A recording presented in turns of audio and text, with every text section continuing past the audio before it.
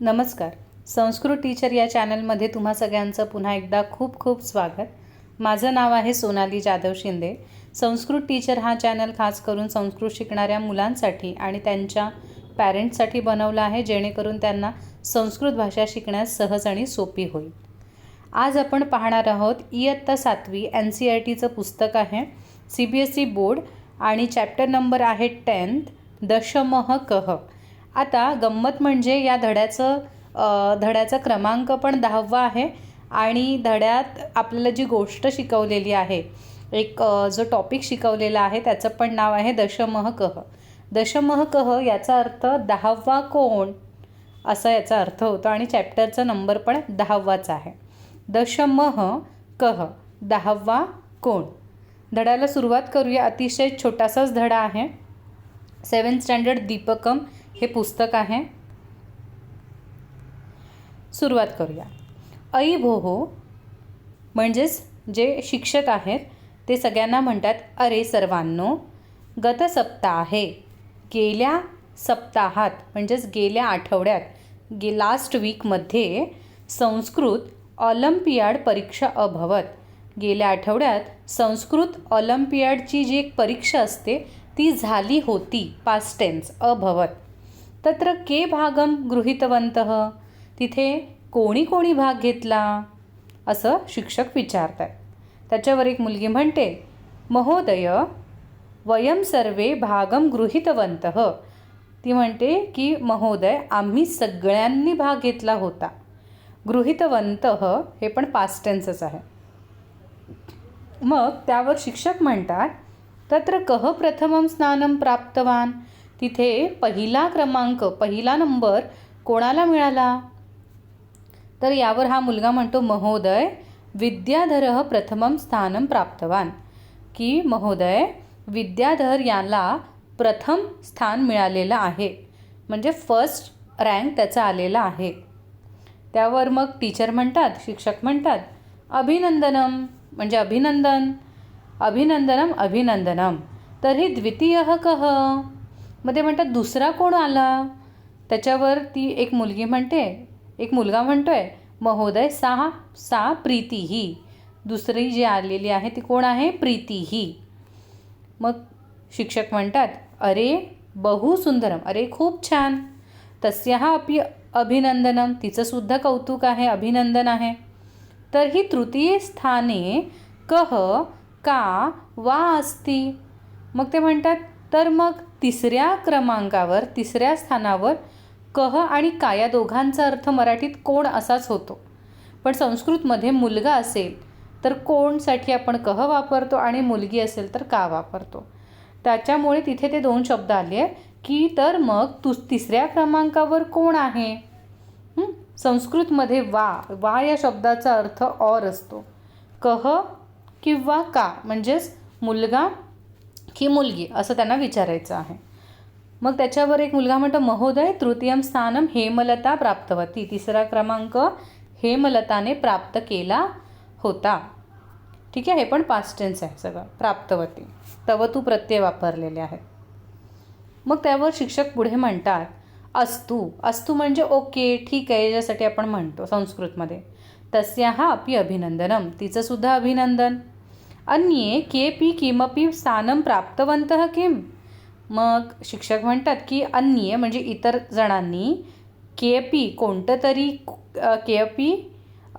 इतर कोणी कोणतं स्थान मिळवलेलं आहे असं शिक्षक विचारतात सगळ्याच मुलांना. मग एक मुलगी म्हणते, महोदय अहम पंचमी अस्मि, मी 5वी आली. मग एक मुलगा म्हणतो, महोदय अहम चतुर्थ अस्मि, मी 4था आलो आहे. आणि एक मुलगी परत म्हणते, महोदय अहम नवमी अस्ति, म्हणजे मी 9वी आलेली आहे. त्यावर शिक्षक म्हणत, अहो उत्तमम, खूप छान. भवद्भ्यः सर्वेभ्यः आशीर्वादाः, तुम्हा सगळ्यांना माझे आशीर्वाद. तर ही दशमः को अस्ति भोः. मग ते म्हणतात की 10वा कोण आलेला आहे बरं. ठीक आहे. तर एक मुलगा म्हणतो, दशमस्य विषये वयम न जानीमः श्रीमान, 10वा कोण आले त्याविषयी आम्ही काही जाणत नाही श्रीमान, असं म्हणतो. त्याच्यावर मग शिक्षक म्हणतात चिंता मास्तु, म्हणजे काही काळजी करू नका. वयम अद्य, आज आपण दशमस्य विषये 10व्याच्या विषयीच एकाम कथां पठामः, एक कथा आपण वाचणार आहोत. आणि हे सगळं कन्व्हर्सेशन झाल्यावर धड्याला सुरुवात होते, गोष्टीला सुरुवात होते. शिक्षक गोष्ट सुरू करतात. एकदा 10 बालकाः स्नानाय नदीम अगच्छन्. एकदा 10 बालकाः म्हणजे 10 मुलं स्नानाय अंघोळीसाठी नदीम अगच्छत, पास्ट टेन्स आहे की एकदा 10 मुलं अंघोळीसाठी नदीवर गेले होते. ते नदी जले चीरम स्नानम अकुर्वन्. त्यांनी नदीच्या पाण्यात चीरम स्नानम म्हणजेच भरपूर अंघोळ केली. ततः ते तीर्थवा पारम गताः. आणि नंतर ततः ते म्हणजे नंतर ते सगळी जी मुलं होती ती तीर्थवा हे काय आहे, त्वांत अव्यय आहे, त्वा लागले बघा. तीर्थवा याचा अर्थ होतो तरंगून किंवा पोहून, बाय स्विम. आणि ते असेच पोहून पारमगताः एका नदीच्या तीरावरून दुसऱ्या नदीच्या तीरावर गेले. तदा तेषां नायकः अपृच्छत. तेव्हा त्यांचा जो लीडर होता, नायक मीन्स लीडर, तेव्हा त्या 10 मुलांचा जो लीडर होता त्याने विचारले, अपि सर्वे बालकाः नदीम उत्तीर्णाः, म्हणजे सगळे जण नदीतून बाहेर आलेत का. तदा कश्चिन बालकः, तेव्हा कोणीतरी एक मुलगा, सर्वान पंक्तौ स्थापयित्वा, सगळ्यांना एका पंक्तौ म्हणजे लाईनमध्ये, ओके, ओळींमध्ये, सगळ्यांना 2 ओळींमध्ये स्थापयित्वा, परत त्वांत आलेला आहे. स्थापयित्वा म्हणजे सगळ्यांना 2 ओळींमध्ये उभे करून अगणयत म्हणजेच काउंट करत होता. एकम, द्वे, त्रीणी, चत्वारी, पंच, षट, सप्त, अष्ट, नव इति.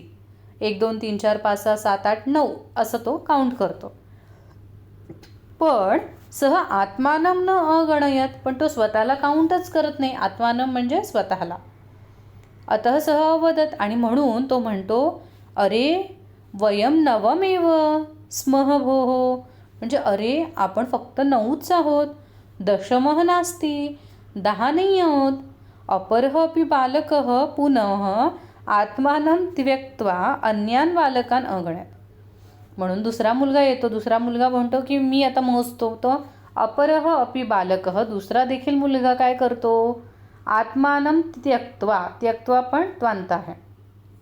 आत्मानं म्हणजे स्वतःला सोडून, अन्यान बालकान इतर मुलांना, तो पण सेम मिस्टेकच करतो, स्वतःला सोडून इतर मुलांना काउंट करतो. तदा अपि नव एव आसन, आणि तेव्हा पण 9च होतात. अतः ते निश्चयम अकुर्वन्, मग ते एक ठरवतात, एक निश्चय करतात. काय ठरवतात, यत दशमः नद्यां मग्नः, मग त्यांना असं वाटतं की जो 10वा आहे, जो मिळत नाही आहे आपल्याला, तो कदाचित काय झाला असेल, नद्यां मग्नः, नदीमध्ये बुडला असेल. ओके.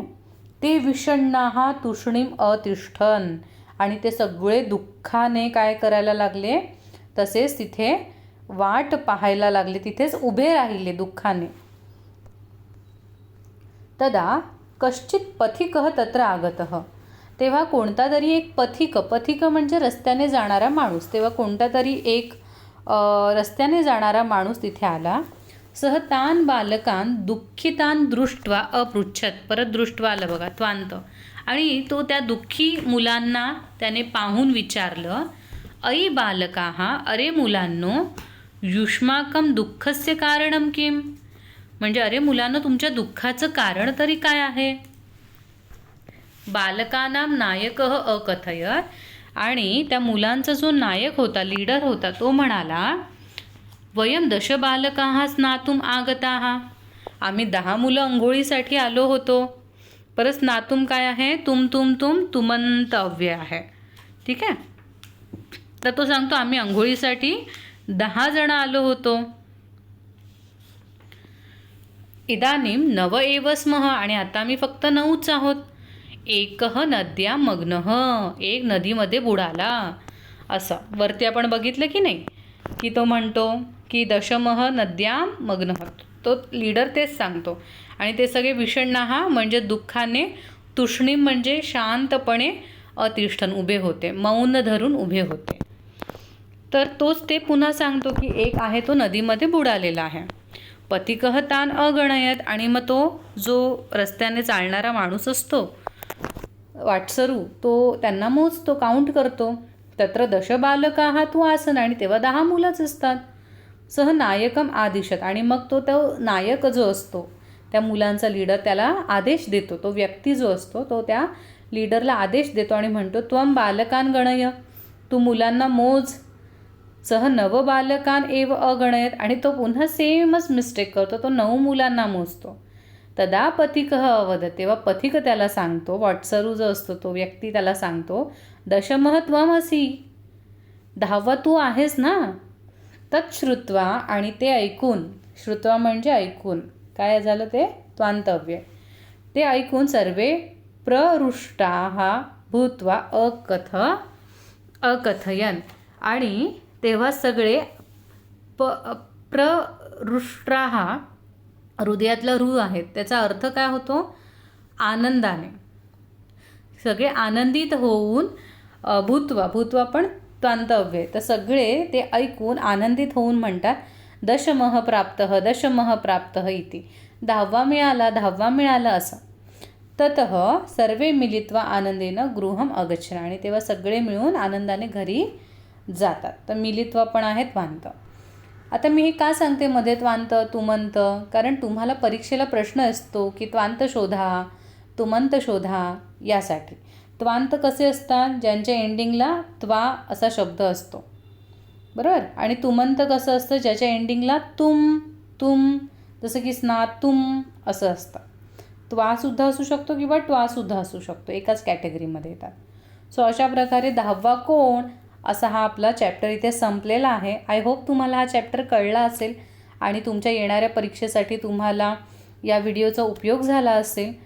तर तुम्हाला काहीही डाऊट्स असतील पुस्तकाबद्दल, अभ्यासाबद्दल, तर तुम्ही मला मेल करू शकता. माझा मेल ID आहे rajaramsonali1994@gmail.com. ओके. आणि त्याचबरोबर तुम्हाला व्हिडिओ आवडला असेल, तुम्हाला याची मदत झाली असेल, तर प्लीज व्हिडिओला लाईक करायला विसरू नका. आणि तुमच्या व्हॉट्सअप ग्रुपवर, शाळेच्या ग्रुपवर ही व्हिडिओ जास्तीत जास्त जणांबरोबर शेअर करा, जेणेकरून त्यांनाही धड्याचा खूप छान अर्थ समजेल. आणि चॅनलला सबस्क्राईब केलं नसेल तर लगेच चॅनलला सबस्क्राईब करा, जेणेकरून तुम्हाला नवीन व्हिडिओज तुम्हाला मिळत राहतील आणि संस्कृतचा अभ्यास तुमचा सहज आणि सोपा होईल. बेल आयकॉनवर क्लिक करा, जेणेकरून नोटिफिकेशन येईल. आणि कॉमेंट करा, कॉमेंट्समुळे मला तुमचा प्रतिसाद कळतो. अजून तुम्हाला कोणत्या नवीन व्हिडिओ हव्यात त्यासुद्धा समजतील. त्याच्यासाठी नक्कीच कॉमेंट करा. मी ॲज पॉसिबल सगळ्या कॉमेंट्सला रिप्लाय देण्याचा प्रयत्न नक्कीच करते. Thank you so much.